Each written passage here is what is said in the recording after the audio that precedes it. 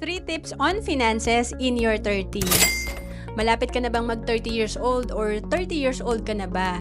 And natatanong natin sa sarili natin, ano na ba yung mga napundar ko kasi parang almost 10 years na rin ako nagtatrabaho. And kung wala ka pa nasisimulan, tingnan natin to mga tips na to.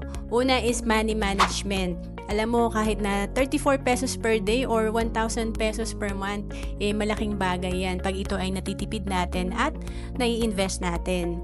Kasi saan ba natin kukunin yan? Like sa ating pagbili ng dessert or baka may bisyo tayo. So, importante talaga, disiplinahin natin yung sarili natin. And pangalawa, avoid bad debt.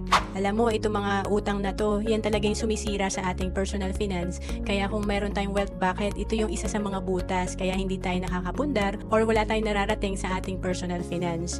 And pangatlo, understand retirement fund. Napaka-importante na tayo ay may mga goal kasi importanteng pagplanuhan natin kagaya ng retirement fund natin kasi lahat tayo magre-retire. And kung 30 years old ka ngayon, 20 years pa para maghanda ka. Halimbawa, ang target mong retirement fund after 15 years ay 5 million.